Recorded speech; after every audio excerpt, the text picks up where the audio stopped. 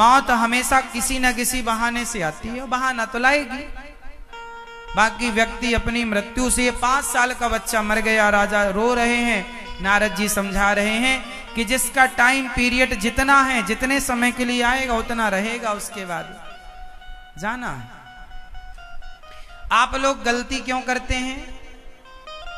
क्या गलती करते हैं? आप लोग अपना मान लेते हैं, ये बेटा मेरा है महाराज जी, बेटा चला गया, भगवान ने बड़ा गलत किया। अच्छा बताओ, किसी का बेटा जब चला जाता है, या पति या पत्नी या परिवार में कोई, तो आप रोते हैं, तो बताओ वो आपका था जिसके लिए आप रो रहे हैं? आप कहते हैं ये बेटा मेरा है, ये बेटी मेरी है, ये पति मेरा है, ये पत्नी में, सच्ची बताओ ये आपका है?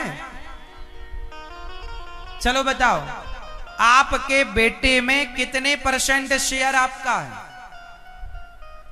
आप बताओ भैया, आपके बेटे में आपका शेयर कितने परसेंट?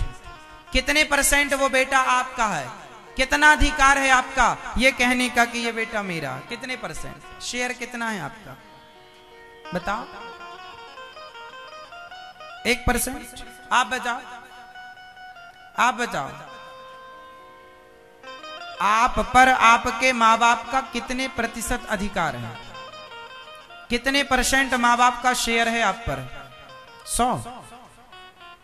आप बताओ भैया। 50? और फिर 50 किसका है? 50 मम्मी का, 50 पापा का, और किसी का शेयर नहीं है? आप बताओ। 24? 100? आपके माँ बाप का आप पर कितने परसेंट अधिकार है? 100। आपके बच्चे हैं तो आप बताओ फिर आपका शेयर कितने परसेंट है आपके बच्चों में? 100? आप मैया बताओ मेरी माँ, आपका कितने परसेंट शेयर है आपके बच्चों में? 100%? आप बताओ। 100? आप बताओ। नहीं? अब हम बताएं? अब ध्यान से सुनना मेरी मां, पूरा आपको समझाना है, बहुत तरीके से समझो। एक मां का एक बच्चे पर कितने परसेंट अधिकार और शेयर है? तो 2%।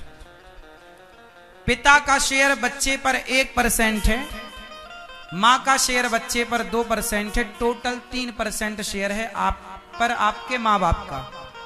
बाकी 97% जो शेयर है वो भगवान का शेयर है आप पर, ईश्वर का शेयर है। ईश्वर ने आपकी रचना की है, आपके मां बाप ने नहीं। आपके पिता के द्वारा जब मां गर्भवती हुई, जब एक स्त्री गर्भवती होती है तो गर्भवती होते ही पिता का कार्य पूरा हो जाता है। बोलो हाँ, बहुत ध्यान से समझना इस विषय को। जब मां गर्भवती होती है तो उसी समय पिता का कार्य पूरा हो गया। फिर मां के पेट में उस बच्चे की रचना होती है। पानी की कुछ बूंदों से एक इंसान का निर्माण होता। बताओ, पानी की कुछ बूंदों से एक लड़की बन गई, एक लड़का बन गया। किसने बनाया? तुम्हारी मां बनाने गई थी? आंख लगाने कौन गया था? पांव लगाने कौन गया? किसने लगाया? जोर से, जोर से किसने लगाया? भगवान ने। मां यदि किसी बच्चे को बनाती तो फिर कोई बच्चा अंधा क्यों होता? मां थोड़ी चाहती कि मेरे बच्चा अंधा हो।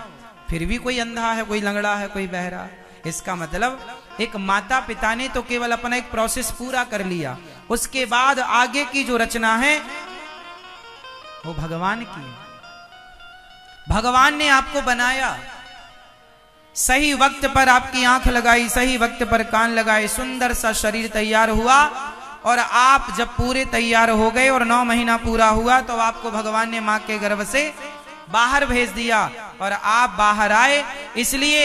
इसलिए आपकी मां चाहेगी वो ना होगा, जो भगवान चाहेंगे वो। इसलिए आपकी मां कभी नहीं चाहती कि मेरे बेटे को सर्दी हो जाए, जुकाम हो जाए, या मेरा बेटा या मेरी बेटी भगवान के यहां चली जाए, चला जाए। लेकिन आपके माँ बाप का चाहा कुछ नहीं होता। भगवान जब चाहेंगे वो बुला लेंगे, भगवान जब तक चाहेंगे वो रखेंगे। इसका मतलब अधिकार किसका है? बोलो, माँ बाप का अधिकार है।